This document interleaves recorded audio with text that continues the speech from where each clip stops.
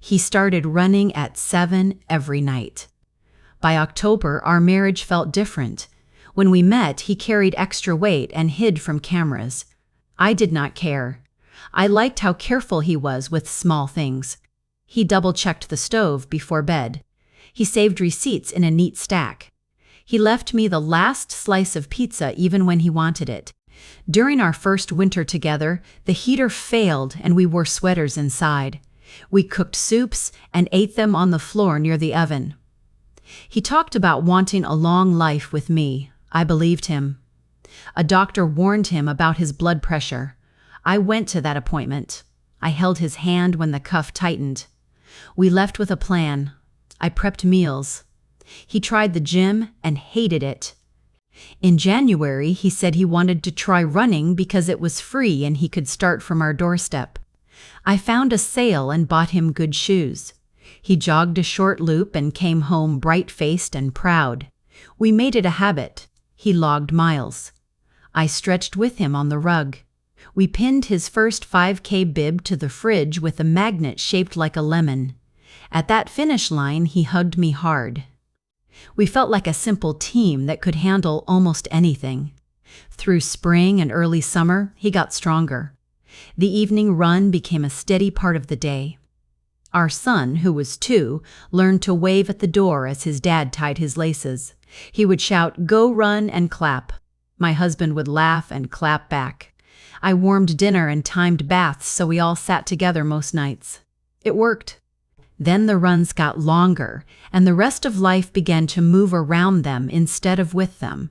He wanted to leave exactly at 7, even if our son still needed pajamas. He said he would help after. Sometimes he did. Often he didn't. I told myself this was part of a health change. I told myself to be patient. He said a neighborhood group ran similar routes. He liked the company because it kept his pace steady. I liked that he had people to keep him safe after dark. He brought home a flyer for a weekend 10K. I circled the date and said I would bring orange slices. I even made a little banner with our son's handprints on it. He smiled and called us his support crew. The first thing that made me pause was small. One night, his text said he would be later than usual because he stopped for a smoothie with a friend. When I asked who, he hesitated and then said it was a mom from daycare who had joined the running group. He said she was recently single and fast, and they had similar roots. I had never heard about just one person before. I kept my tone even and asked him to tell me ahead of time next time so I could plan bedtime. He nodded and said it was no big deal. After that, the phone started to sit face down on the table. The lock screen changed. He shaved before his runs, not after. He bought new shorts and a club shirt from a store he had never mentioned. He said the store hosted group runs. He began going there on Wednesdays. I said it was good to have a hobby. I tried to believe that. He came home later some nights. He said the group was hanging out after runs because that made people stick with training. He said they talked about shoes and routes. He smelled like fruit and soap and sometimes of beer. I reminded him we needed to agree on changes to bedtime. He said I was turning fitness into drama. I said I wanted clarity. We both went quiet. A park album showed up on social media. A daycare mom had posted it. In one photo, he stood next to a woman I did not know. They were both in running gear. He held 2 smoothies while he pointed at a booth. She held his arm and looked at where he pointed. The caption named the event and tagged 3 people, not him. He had told me he ran alone that morning and then went straight to the hardware store. The park album showed another stop between those 2 places. I did not say anything. I wanted to see whether he would tell me on his own. 3 days later, he said the group ran hills, and then some of them went for drinks. He said it helped to talk training. I asked if the same woman was there. He said yes, and said her name like he had practiced saying it alone and was trying it out loud now. He said it was all innocent. I nodded and said I needed him home on time on nights I worked late. He said okay and kissed me, and I felt myself split. one part wanting to trust, one part writing down the time in my head. I made a rule for myself. If I saw a clear boundary cross, not a hunch, I would act. This was not the first time in my life that a relationship had slid from steady to shaky, and I knew how feelings cloud facts. I decided to keep simple notes. When he left, when he came home, when he said he stopped somewhere. Small lines in a notebook so I could see patterns without guessing. The proof came from a public source. The juice bar on Main Street posted a short video of a busy evening. In the frame, my husband and the woman from the park stood at the counter. He had his hand on the small of her back. They each had a straw in one cup while they waited for a second drink. It was casual and close.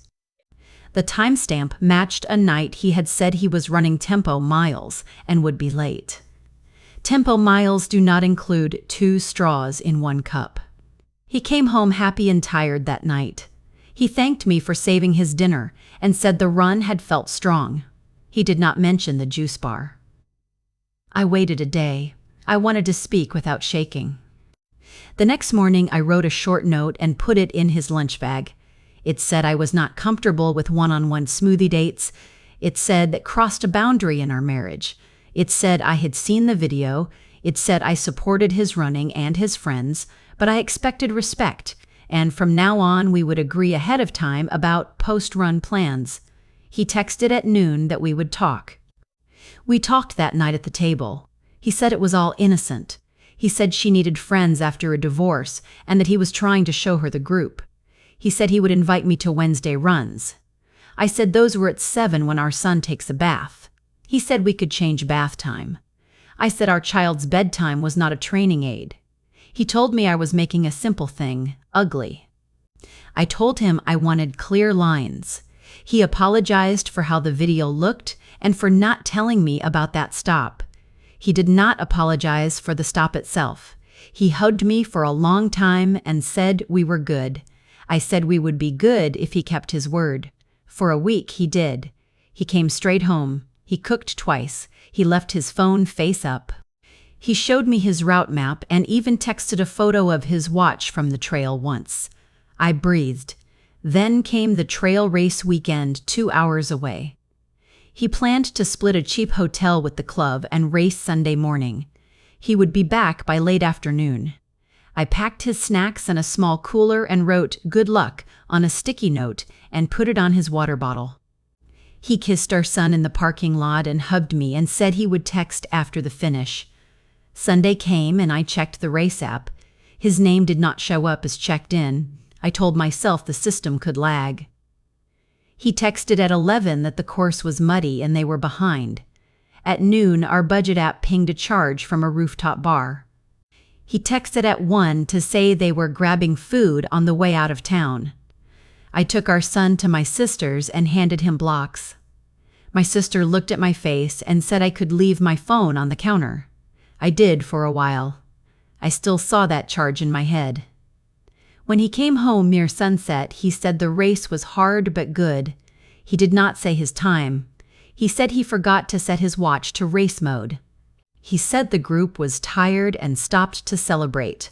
I started to understand what his version of "not a big deal" meant. I booked 2 appointments the next day, one with a counselor for me, one with a family lawyer for an information session. I did not know what I would do yet. I knew I needed facts and a plan. The counselor helped me set language that was not loaded. She said a boundary is not real unless you act when it is crossed. She told me to write what I wanted in simple lines. The lawyer looked over our finances. The house deed is in my name because of how the down payment worked when we bought it. We also have a simple prenup that keeps inheritances separate. The lawyer did not push for divorce. She said I had options and could choose counseling, separation, or a pause. I left both offices feeling calmer. That night, I told him we needed a break. I did not use insults. I did not raise my voice. I said the lying by omission and the late-night drinking with one woman had cut trust. I said we would try counseling, but we would sleep separately for now. I said he would need to change routines and stop one-on-one meetings. I said phones would be open on the counter until I felt steady. He said that was invasive and that he had done nothing real. I said messaging plans to leave after a race counted as real. He looked at me sharply and asked what I meant. I did not answer because I did not have proof of that yet. It would come soon. He moved into the guest room that night. During that week, our son got the stomach flu. My husband was kind and helpful with the cleaning and the laundry and the 3 a.m. wake-ups. I watched him and felt my chest loosen. This was the person I knew. 2 days later, daycare hosted an afternoon craft event. We both went Q. The woman from the runs came with her daughter. She waved at me like we were friends. I did not wave back. A different mom, one of her friends, walked up to me and asked if I was okay. I asked why. She said my husband had been telling people he would be moving out after the 10K because I did not support his running. She looked sad, not excited. I asked to see a text so I could stop guessing. She handed me her phone. There it was, a message from my husband to the runner that said, "It's complicated at home. After the race, I'll be free." I took a photo with my own phone and handed hers back. I picked up our son. I told my husband we were going home. I did not say why in public. He followed, confused. When we got home, I put a small bag of his clothes outside the guest room. I changed the Wi-Fi password and the garage code. I moved my wedding photos into a drawer. I wrote a short note. "You lied. I will not live with lies. We will follow a schedule for our child. We will talk in counseling." I did not hold a long speech. I did not post anything. I made our son dinner and read his books. My husband tried to talk after bedtime. I said we would speak with the counselor present. He called me cold. I said I was clear. I sent him a simple email outlining a temporary parenting plan, 2 weeknights and 1 weekend day with our son, firm handoff times, no last-minute changes, no one-on-one meetings with the runner, and no introductions to dating partners for 6 months. He wrote a long reply about love and punishment and how nothing physical had happened. I did not respond to his feelings. I asked only whether he agreed to the schedule. He did not answer the question that night. We started counseling the next week. The counselor asked direct questions. Did he see the one-on-one meetings as crossing a line? He said no and said everything was innocent. She asked if he understood how it looked and felt for me. He said he did, but he also said I was controlling him. She asked whether he had told the runner he would be free after the race. He stared at his hands and said he was only venting. She said that still counted as emotional cheating. He looked angry. She asked if he would stop seeing the runner. He would not say yes. We ended the session with no plan. I moved from talk to action. I had the lawyer draft a separation agreement with the parenting schedule and basic rules. I opened a separate checking account for my paycheck and moved our auto pays to my card. I sent him a list of changes so there were no surprises. He said I was trying to punish him financially. I said I was protecting the house and the routine until trust could be rebuilt. He said he felt like a guest. I said he was one until he chose our marriage. 2 things happened next that settled it for me. First, a man at the local 10K slapped my husband on the shoulder at the finish and said, loud enough for everyone nearby, "Free man at last." The tone was casual and crass.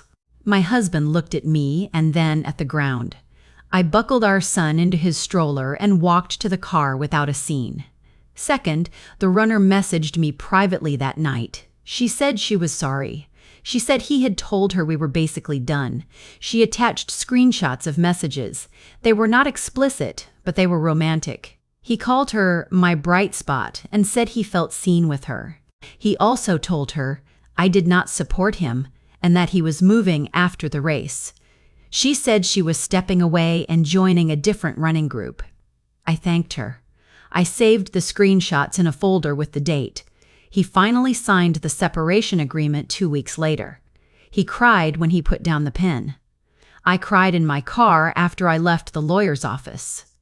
Signing did not feel like winning. It felt like settling into a new fact I did not want but could live with.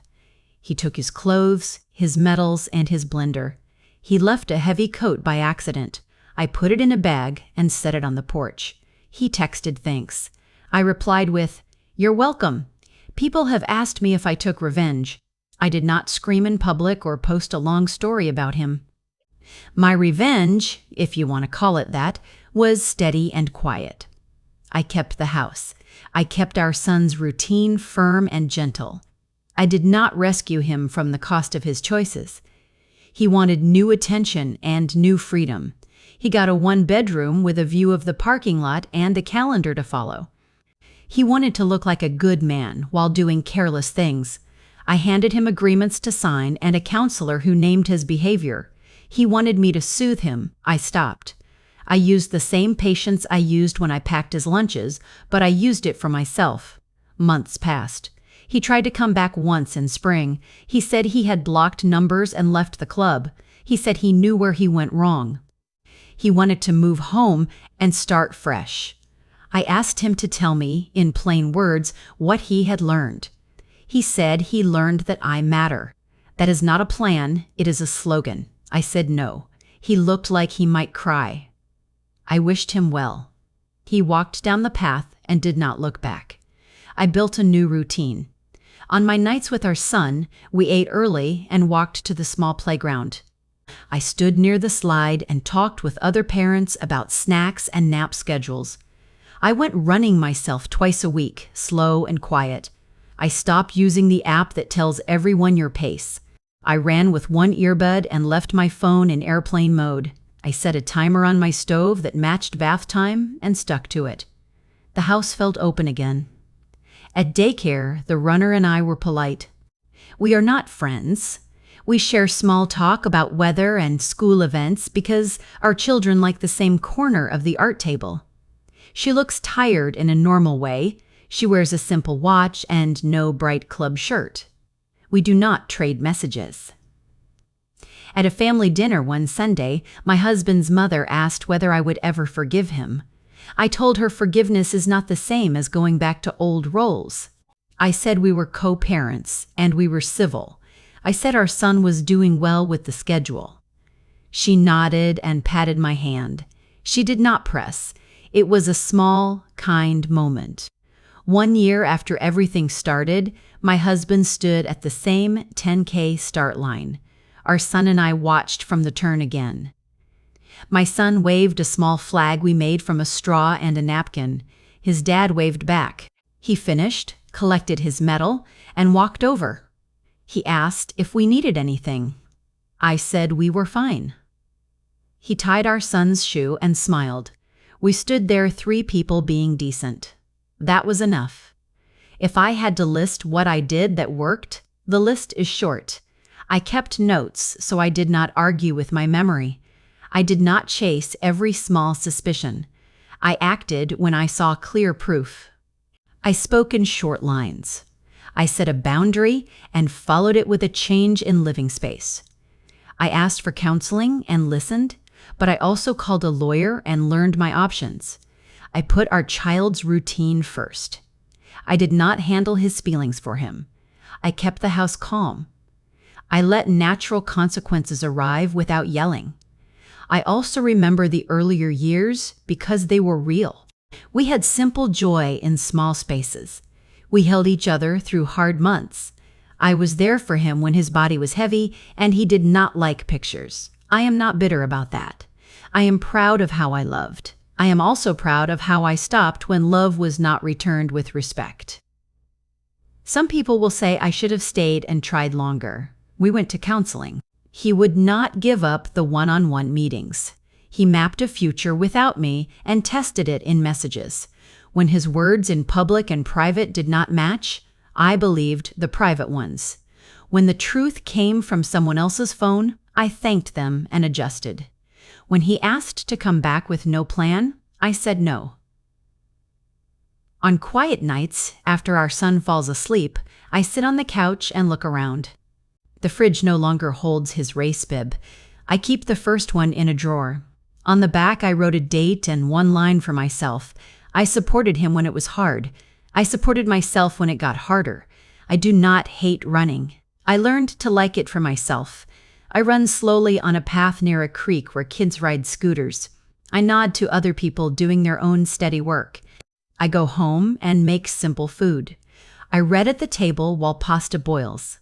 I fold laundry and stack it in clean piles. The house feels steady.